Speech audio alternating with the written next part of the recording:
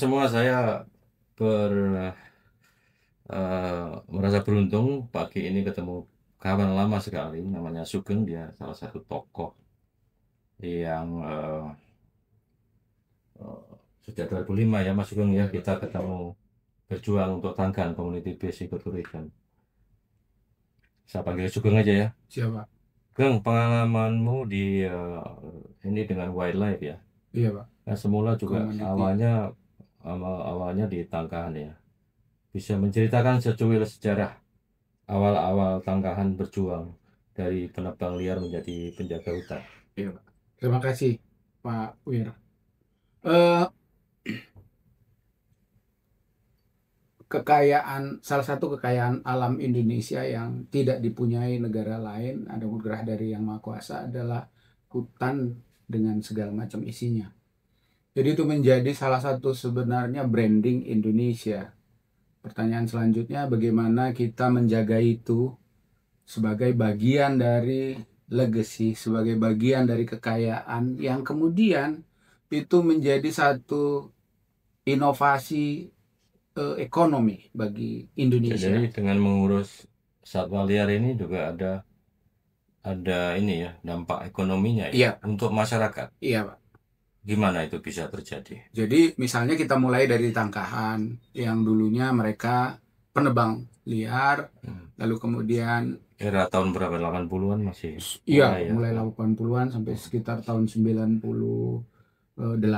gitu ya. Ya, kenapa kemudian mereka menjadi apa itu eh, Membalikkan eh, keadaan. ada perubahan ya yang sangat mendasar ya.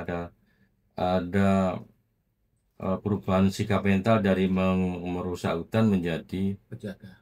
menjadi penjaga hutan Iya, dan mengurus mengembangkan ekowisata. iya, Pak. Sebetulnya siapa yang mendorong mereka itu?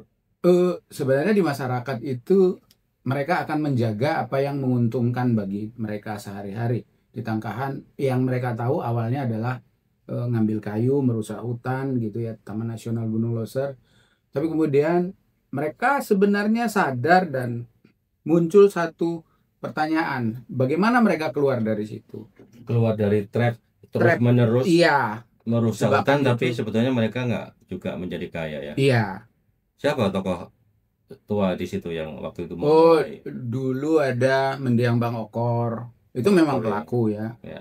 Terus ada Bolang Juang, ada beberapa orang yang sudah meninggal. Tapi Ya. pola Kok pikir ya. pola pikirnya adalah bagaimana bermanfaat itu. Dan jebakan itu sebenarnya mereka sudah tahu bahwa itu bukan sesuatu yang sustainable. Karena Hmm. ketika mereka melakukan itu muncul hal-hal dampak ekor, bahwa Hmm. mereka melakukan itu seperti benar dalam hati merusak, tapi kemudian Nggak ada pilihan lain. nggak ada pilihan lain, Ya. mereka nggak bisa Ya, keluar ya. dari Terus ada jebakan 3 itu. tokoh muda waktu itu ya. Iya, ada Ada Taufik, ada Taufik, Mendiang Taufik Saiful, Ramadan, Saiful Bahri sama Sugeng. iya, Siapa namamu yang lengkap? Syukur Al-Fajar. Syukur Al-Fajar. Iya, Pak. Mensyukuri Oh, lahir di waktu fajar ya. iya, Pak. Ya, kemudian perjalanan itu tahun berapa Sugeng keluar ya dari Tangkan akhirnya Iya, ya. Pak. Jadi Eh, setelah pondasi kuat. pengelolaan, Kuat. yang dilakukan oleh masyarakat lokal itu Ya, terbentuk, ada LPT, ada LPT, Lembaga Pariwisata Tangkahan ya. Hmm. lokal-lokal entrepreneur tumbuh, membangun Hmm. unit-unit usaha, dan Ya. itu akhirnya direspon oleh pasar bahwa tidak benar kalau masyarakat lokal itu hanya merusak. Hmm. Tidak benar. Jadi mereka yang melakukan sendiri tanpa orang lain. Karena waktu itu Hmm. mereka belajar dari perubahan, mereka belajar Tapi ada dari pengaruh pemikiran dari Wak Yun misalkan yang punya iya, pengalaman sebagai ketua apa eh, guide dulu. guide asosiasi guide di Bukit Lawang kan? Iya, Ya. Kemudian Bukit Lawang 2004 atau 2003 ya ada iya, banjir besar ya. iya ada banjir Tapi besar. sebelum itu memang Wak Yun sudah Wak pindah. Yun sudah mencari the new paradise ya. Yes, Dapatnya di Tangkan di itu. Tangkahan. Jadi pola itu Hmm. Pak yang Ya, ya, ada faktor Wak Yun ke Tangkahan ya, dan dia lihat ada beberapa hal yang kita harus tinggalkan supaya ini sustainable dan ya. dilakukan oleh orang lokal. Wak Yun itu yang menjadi inspirator Ya. sebenarnya waktu itu. Tokoh-tokoh di Balai Taman Nasional Gunung Leuser waktu itu kan saya sebagai kepala balai 2005, ada Ratna Indra Moko, Pak Moko, ada Pak Subhan, Ada Pak ada Ujang. Ujang, ada Pak Bisro waktu itu ya. Iya, Dan teman-teman waktu itu belum jadi balai besar. Lalu kita eh, ada peristiwa Kongres Rakyat Pedesaan iya, Leuser batas teman, Leuser di wilayah Sumatera Utara ya, iya, 2006 ya. Eh, lalu saya membuat perjanjian kerjasama dengan Lembaga Pariwisata Tangkahan iya, untuk mengelola Hmm, kawasan hutan yang waktu yang itu ex hutan, ex perambahan ya, ex perambahan. illegal logging ya. Iya, Pak. Jadi Ya. itu salah satu inovasi yang kita sebut tuh milestone, Pak. Hmm. Karena dengan begitu orang melihat perubahan baru, mereka ternyata mampu mengelola, belajar dan kemudian melihat Dan diberi perkembangan. kepercayaan oleh Balai Taman Nasional Gunung Betul, Pak. Leuser untuk secara legal kita menandatangani kesepakatan perjanjian kerjasama. Kerjasama dan Itu mengelola. cukup berarti nggak sih bagi masyarakat? Itu salah satu milestone-nya, Pak. Jadi Hmm. kalau Tangkahan itu sekarang sudah kita sebutlah di level di titik 6 antara 1 sampai 10, itu di titik keluar nadir itu, Pak. Poin 1 Titik sampai nadir, 5 iya ya, sehingga dia bisa grow lompat up. ya, iya, Ya, sehingga dia bisa tumbuh. iya. Itu Menurut Sugeng setelah keluar dari situ kan ada COVID ya, COVID-19 2020 sampai 2019 atau 2020 ya COVID iya ya, 2021 sampai sampai 2021, 2020, 2021. iya. Mereka tidak kembali ke hutan lagi menebang ya. Enggak, Pak. Jadi Kenapa? karena mereka sudah merasa manfaatnya dan yang paling penting itu sebenarnya kehormatan bagi diri mereka bahwa mereka mampu melakukan sesuatu yang buruk dahulu mereka tinggalkan, pemerintah Hmm. mendorong itu dalam hal ini Balai Taman Nasional di zaman Pak Wiratno sebagai kepala balai, disitulah muncul eh, seperti satu apa ya Pak, kebanggaan bahwa mereka mampu. Kalau dulu mereka dianggap mereka sebagai logger, sebagai orang Hmm. apa namanya pelanggar hukum. Tapi Ya. kemudian mereka membangun, didorong oleh balai waktu itu menciptakan kebanggaan diri sendiri sehingga mereka bangkit mengelola dan itu direspon oleh Nah, pasar. sampai sekarang masih ini mereka kompak Masih, Lembaga Pak. Pariwisata Tangkahan. Masih, Pak. Iya. Ya. Nah, oke. Sekarang ini ada yang lost story setelah Sugeng keluar dari Tangkahan ya, tahun berapa tuh? 2002, Pak, saya keluar. 2003. 2003. Iya. Lalu berkelana, tapi tetap ngurus wildlife ya. Iya, Pak. Iya. Iya. Apa yang diurus ketika ketemu suhu itu ya Iya, Pak. momentumnya gimana? Iya.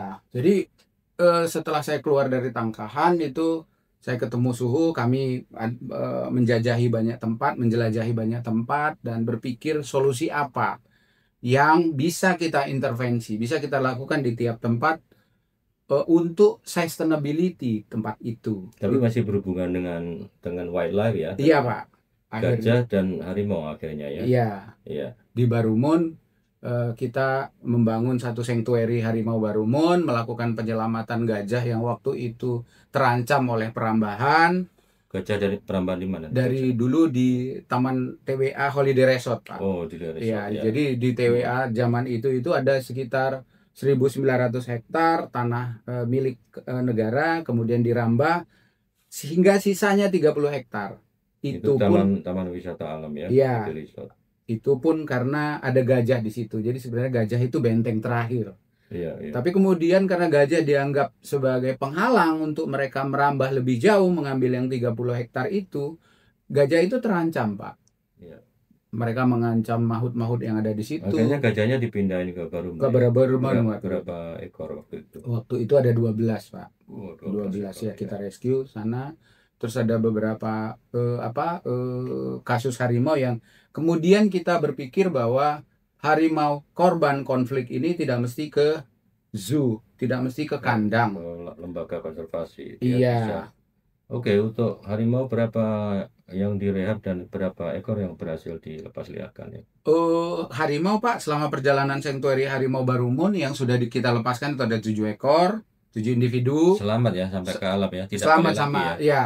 Ya, kemana aja mereka dilepas liar?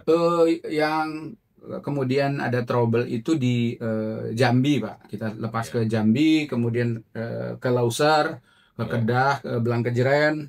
Ya, ya. Kira-kira itu ada 7. Siapa teman-teman yang membantu pihak? Apakah ada private sector yang membantu atau? Ada Pak.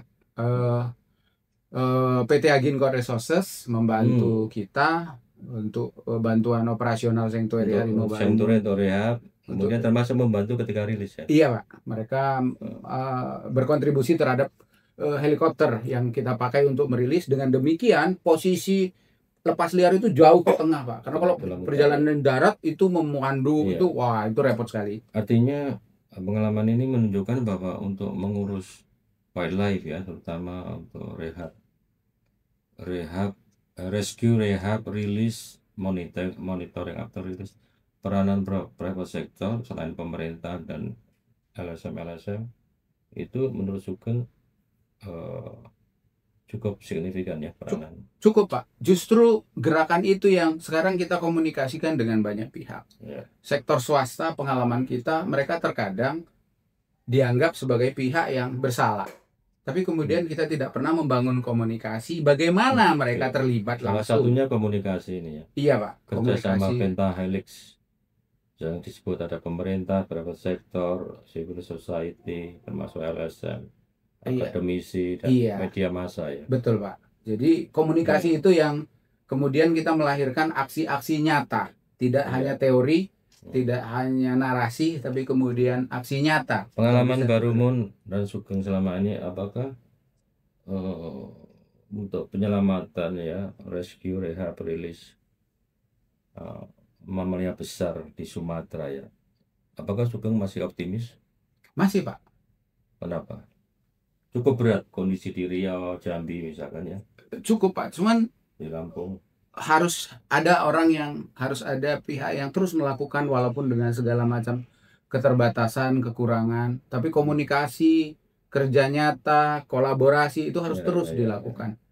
Pengalaman untuk kolaborasi apa yang menurut Sugeng penting untuk kita paham pentingnya kolaborasi atau membangun? Pertama komunikasi mungkin ya. Iya. Setelah itu ada mungkin nggak istilah Pak Widiwardoyo, ada mutual respect baru mutual trust ya. Iya. Oke. Apa pesan-pesan Sugeng selama ini yang pengalaman di Tangkahan, kemudian wildlife ini ya, wildlife human conflict kan juga semakin berat ya karena ada perubahan penggunaan lahan skala besar. Iya. Dalam bentuk sawit terutama di Sumatera kita bisa melihat perubahan skala besar itu.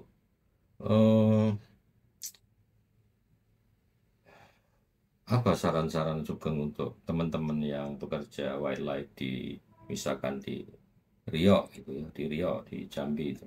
Pesan-pesannya apa? Yang paling penting pertama Pak, komunikasi ya, karena berbagai pihak sebenarnya yang berkepentingan, yang ingin berkontribusi, itu harus kita duduk bersama, ngobrol, diskusi, sehingga muncul beberapa inovasi. Kita tahu problem ini berat, tapi bukan tidak mungkin. Kita tidak mungkin mengembalikan hutan habitat ini kembali ke nol. Itu tidak mungkin. Ya, kembali ke asalnya ya. Iya, tapi ada usaha-usaha yang dilakukan bersama agar kepunahan hal-hal yang kepunahan satwa liar bisa kita cegah. Bisa kita cegah. Mereka mempunyai hak hidup sama seperti manusia. Betul, Pak. Iya. Jadi mereka juga salah satu instrumen penting dalam ekologi. Bukan hanya faktor manusia. Jadi mereka punya peran dalam ekologi ya. Rantai makanan. Gajah itu sebagai mandor hutan secara alami. Jadi itu harus tetap berfungsi, Pak. Kalau tidak, ini kacau ini. Ekologi kita kacau dan kita akan kehilangan. Pemerintah memang yang memegang mandat bahwa wildlife belong to the state katanya kan begitu kan. Jadi dia pemerintah mau mengemban mandat jangka panjang tapi harus bekerja berkolaborasi. Betul, dengan banyak pihak.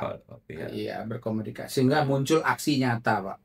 Tidak hanya teori, tidak hanya narasi. Dan mungkin dari pengalaman lapangan itu bisa menjadi teori baru, misalkan bagaimana membangun koridor ya. Betul, Pak. HCV yang sekarang area preservasi harus dikelola karena sebagian besar wildlife kan juga di luar sistem kawasan konservasi di lowland, Rocky Forest dulu ya. Iya. Mas Syukur Al-Fadil, terima kasih ngobrolnya. Nanti kita lanjutkan. Selamat terus bekerja konsisten dengan wildlife. Makasih, Salam Pak. untuk Su. Iya, Assalamualaikum. makasih, Pak. Waalaikumsalam.